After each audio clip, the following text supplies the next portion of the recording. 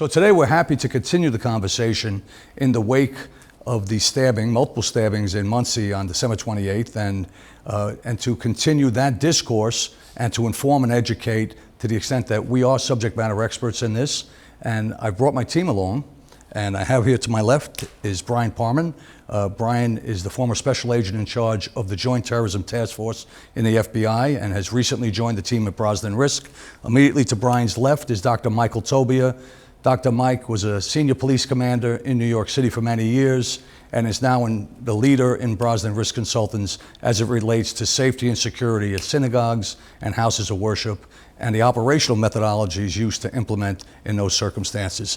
Immediately to Dr. Mike's left is Sergeant Rory Healy. Sergeant Healy is a police commander also in the Rockland area in the Clarkstown Police Department. He oversees SWAT activity, SWAT team training rather, and SWAT operations, as well as active shooter training and various other training programs for the Clarkstown Police Department here in Rockland County. Thank you, fellas. Thanks for joining us on this, and thank you. With over 2 decades of experience in the counterterrorism realm, I think that we should state that the incident that occurred in Monsey is not isolated. I think the threat environment that we live in today is as complex and diffuse as it ever has been in the 20 years since 9/11. Whether we're talking about international terrorism and the rise of homegrown violent extremists, or the rise of domestic extremism, where we have racially motivated violent extremists or religiously motivated violent extremists, I think that the threat that we see today is going to continue into the near future. As unfortunate as it may be, today's environment and the community at large is going to have to face that they may be a victim or a targeted victim of international terrorism, domestic terrorism, workplace violence, active shooters. And it's something that we have to bear in mind that in an increased polarized environment, it's something that we have to think about and be ready for. I think that the statement that the most effective weapon against crime and fear and acts of violence in today's world are the collaboration and cooperation of all law enforcement and security elements with the support and understanding of the American people. I think what should be noted is that it takes an entire village to make sure that the area that we operate in, the playgrounds where we take our children to, the houses of worship where we go, the schools that we attend, the workplaces that we are in every single day are free from fear. And it really takes active participation of everybody. Studies have shown that in over 70% of these types of incidents, somebody saw something, a change in behavior, a weird occurrence, a thing that they may not have considered significant at the time, and so they didn't say anything about it. I think it behooves us all to be aware of our surroundings and be cognizant of even the most insignificant things that may seem somewhat innocuous at the time. It could be fairly significant, and it is incumbent upon all of us as our brothers and sisters keeper to say something to somebody in authority, whether that's a law enforcement member, a head of a congregation, a friend, but come forward and say something and raise awareness of that so that the proper authorities and security elements can do something. It's fairly simply stated. If you see something, say something so that we can all together do something, Pat. So Brian, you mentioned, see something and say something, right? I mean, everybody knows that, and we recognize that the resources of law enforcement are finite. There's only so many law enforcement members out there to help. So what we saw on the 28th of December in Rockland County was the next, and I happen to think it was a great move. See something, say something, do something. Do something. It's critical, right? Yeah. It's critical. And to do something in this case, very interesting, untrained, unarmed, a madman with a machete, by all accounts as long as a broomstick, chopping at people, very serious injuries, blood everywhere. And one of the individuals picked up a coffee table and threw it at him. Furniture. Do something. I think people got to recognize that you can bum rush these guys. We've seen it time and time and time again. One person, a village. Whether it's a village seeing something, saying something, or doing something. I think it's critical. I totally agree with you. And the current things and the current knowledge on the subject certainly gives you three options. Flee from the immediate danger, hide in a secure area, or if there's no other option, fight. Correct. And I can tell you that early intercession, whether it's in the rabbi's home or whether it's in a church in Texas, that early intercession of a threat is going to save lives, because in that particular situation, seconds, minutes Correct. count.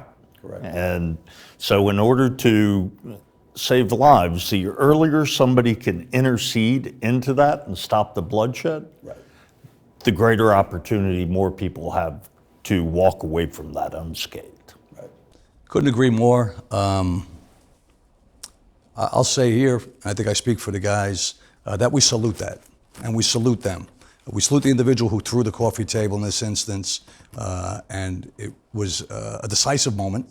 And it's difficult for us as professionals to advocate that someone would put themselves in harm's way when you're untrained, no weapon, either outnumbered or, in this case, an individual machete and murderous intent. But think of the options, the bloodshed. So I'd like to introduce Dr. Michael Tobia. Dr. Mike, as I mentioned earlier, is a renowned expert on safety and security in various aspects and methodologies, particularly in this case as it relates to safeguarding, some through common sense, Mike, some of it That's more what it is, sophisticated, yes. right? Some of it is actually common sense. Yes, simple but things. Tell us a little bit about some of the work you've done recently, both in New York and the greater Philly area, in protecting the various aspects of the Jewish community's homes and temples and houses of worship. Thank you, Pat. So for several years now, Brosnan's working in the tri-state area, and we've worked with the Jewish community in a lot of ways. And when you think about it, these are nonprofit organizations. They have the least amount of resources, and yet, as Brian pointed out, they're a soft target. And with the recent rise in the number of incidents that have been happening in the area, there are a lot of simple things that congregations can do to protect themselves, and most importantly, to be aware of their surroundings. For example, some of the synagogues that we visited have a camera system, CCTV system. And they'll say to me, well, should I upgrade this and make it a megapixel camera, which is a very expensive camera? And I would say, well, let's go over all of your security program. Let's talk about everything that you do, because maybe you don't need to invest in a very expensive, detailed megapixel camera. Just simply seeing someone outside the building, simply seeing someone out your door, even if it's an old analog camera, is good enough to understand, is this a threat? Is this someone who's a member of the congregation, or is this someone else? And obviously, as Pat noted earlier, when you have a machete as long as a broomstick, that's possibly a threat, and maybe you shouldn't let him in the door. So let's get to the door and access control. We found in a lot of places that there aren't controls on the doors. They have no way of knowing whether the door is open. Again, this is not an expensive item. This is something that can easily be installed so that if the door were to open, maybe a little light or an alarm or an annunciator inside the location at a reception desk, you know that the door is open. Piggybacking. This is another concept that's frequently happens out in the field. Someone who legitimately has a right to be in there, they open the door, and then they leave the door open, maybe the hinge on it doesn't close the door properly, or someone comes behind and comes inside the place. Even though they may have an access control button like a key fob, which will allow you to come in, the concept of piggybacking is an unauthorized person follows them in. Lighting, we found that a lot of places, a lot of facilities don't have adequate outdoor lighting.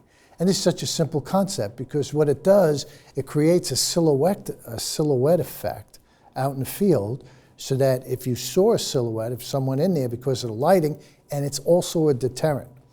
Lighting outside will keep people away from the area, as well as keeping the bushes and the shrubs low so that you create this silhouette effect. So these, again, are just a couple of small things that you can do out there. They're not expensive. Common sense. They're common sense type items that you can use. Background investigations.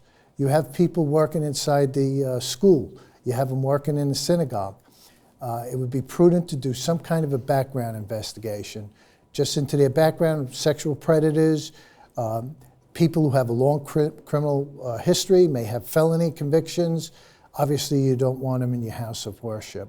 And then finally, I got to go back to something that was mentioned by both of you, which is see something, say something, and do something. Be engaged. I know you're there for a house of worship, you're there to pray, but be engaged with your surroundings. What is going on around you? And I think that is the first step. Prevention is the first step to a secure environment. I don't know, Corey, I don't know what your experiences were out in the field or... You know what, it's true. This stuff has evolved from both a law enforcement perspective and a civilian perspective. A lot of people, in my opinion, when they think back to active shooter, the first thing that comes to their mind might be Columbine, if they were around at that point. And Columbine was a complete disaster. The good part about that was this stuff wasn't as prevalent then. So no one was prepared for this stuff, right? So now the days of patrol showing up on a law enforcement end and saying, you know, we'll wait for the SWAT team and hopefully they'll be here soon and we'll set up a perimeter, those days are over. Law enforcement is being trained so that even if you're the first police officer there, you're going in by yourself, right? Because like these guys alluded to earlier, the seconds are counting. And seconds is time, and time is unfortunately body counts. And from a civilian perspective, this has changed immensely. And again, I can, reference earlier events where the days of maybe huddling in a ball or hiding under a desk, those days are over. That's just quite simply not good enough. That's not going to cut it because you're just waiting to be executed. And unfortunately, that's what has happened in a lot of these events. All of these security options, like Pat and the guys here mentioned, anything from real visible stuff, cameras, drones, trucks, guards, whether they're armed or not, in my opinion now, are not only an option, but basically that's like the least you can do, I think. I think it's basically mandatory, like you have to start there. And that can thwart or stop an attack or a threat without even knowing that it existed, right? So maybe you have cameras outside that are visible and guards and the lighting that Dr. Mike talked about, and maybe that's enough for somebody that's casing a location to say, you know what, I might keep it moving and try another spot. And that's best case scenario, right? Now we thwarted an attack that we didn't even know about, and that is all we can ask for. Here's the problem. You might have a real motivated person who wants to carry out an attack, and they have a specific location in mind, like maybe the place in Monsey. And regardless of what they had in place, if they had cameras or anybody outside, a person might not, that's not gonna faze them. Cameras or not, they're still gonna go through with their mission. So even though the cameras and the drones and the trucks and everything are a tremendous option to have, they're mandatory, it just can't be the be-all, end-all. There can't just be a 100% reliance on those things. Because if, God forbid, somebody defeats those or doesn't care about those options and does try to go into a location and now is in there and they are carrying out that mission and this thing is staring you in the face, what are you doing at that point? The good news is there's a lot you can do from a civilian standpoint, whether you're 8 years old or 80 years old. Pat spoke about the guy in Monsey with the coffee table. Perfect example. God knows what the body count would have been had that person not stepped up. I see it in schools doing presentations and lectures, and these kids are engaged now. They live, unfortunately, in this world today where this is almost normal to them, and they're used to these things.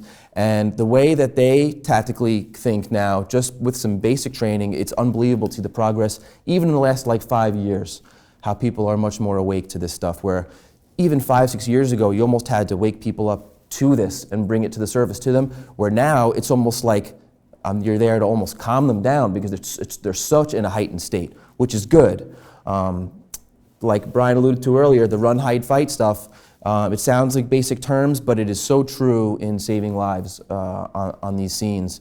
And there's no, people want a specific answer. When do I hide? When do I run? When do I fight?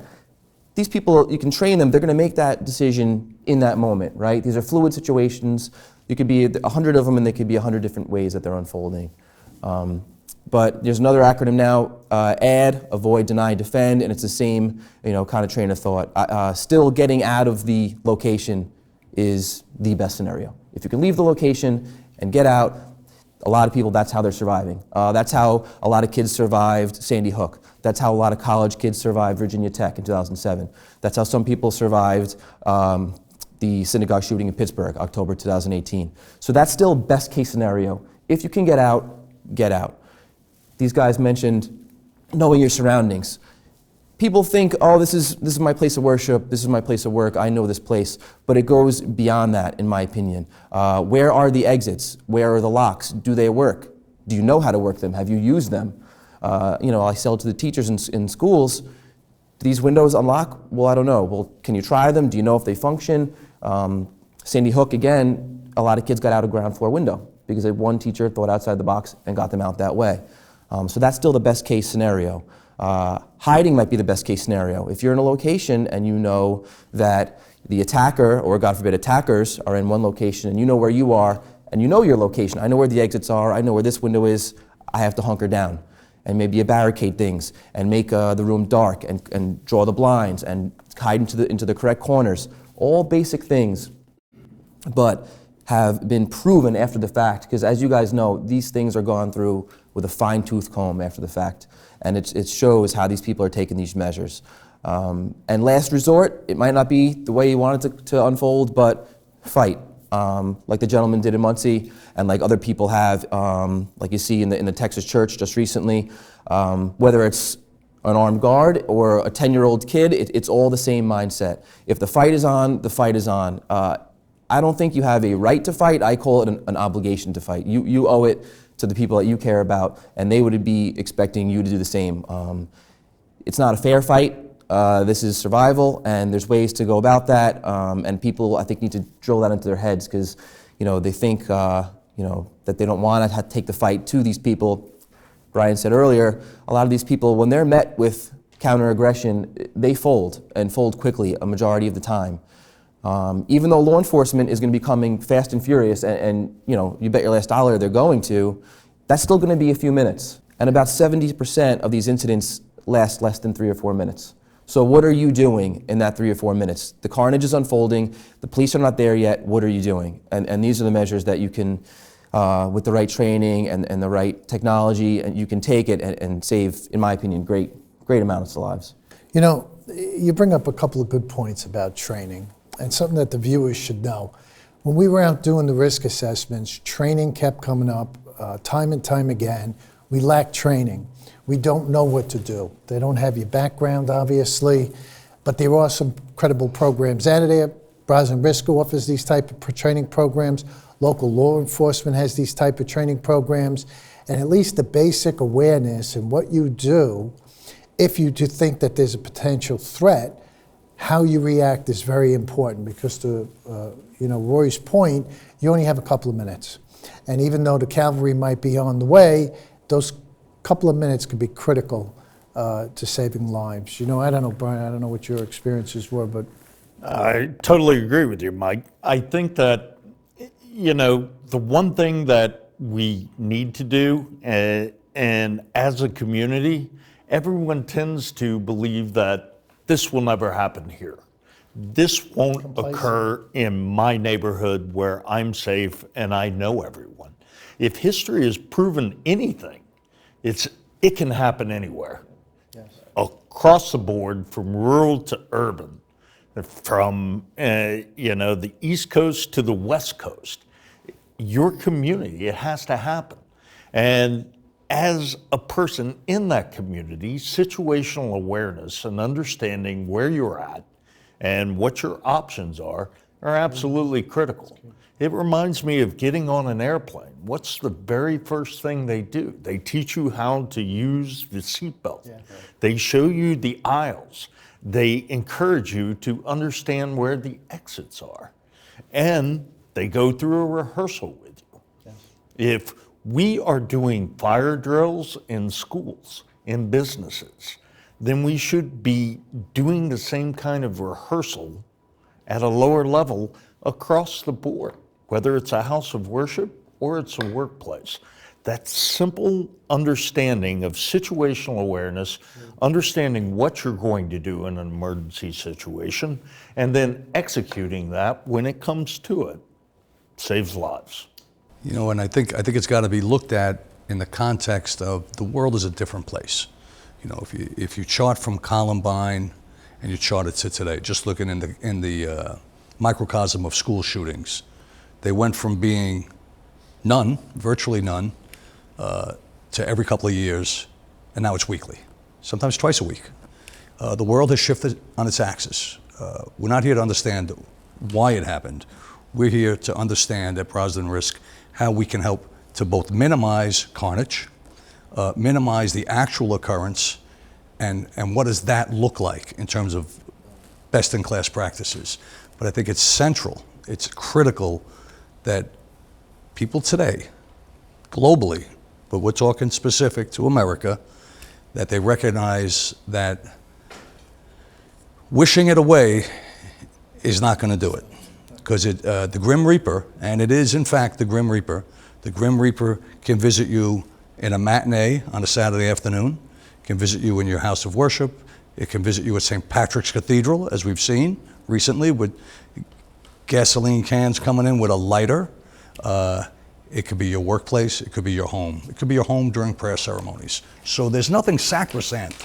So recognizing that, I think it's very critical, and I'm convinced it's very critical, that you have to take action. You have to recognize that you have to be actively involved in your own safety.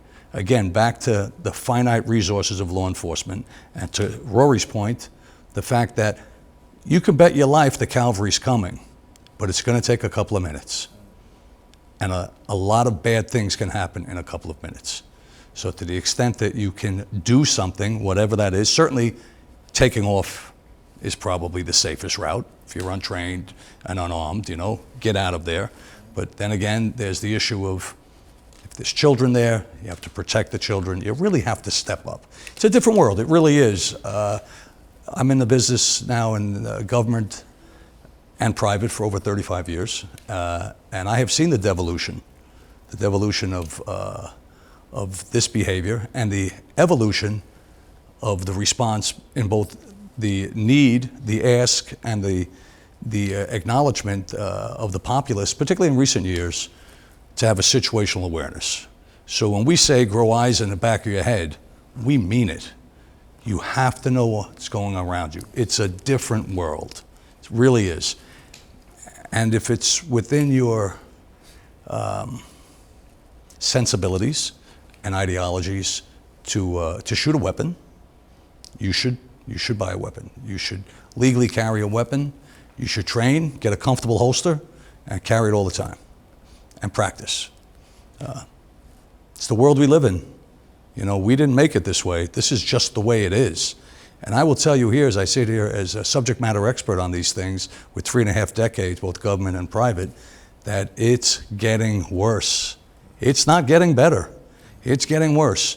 I don't know why it's getting worse. I do have some theories, and I know, Mike, we've spoken about them, and Rory and Brian. I don't know if it's these disillusioned individuals who are sitting in the backlight of their laptop in their mother's basement in a chat room where they're advancing these horrific scenarios, and they now have doppelgangers around the world who are listening, and not just listening, but affirming, and not just affirming, but encouraging.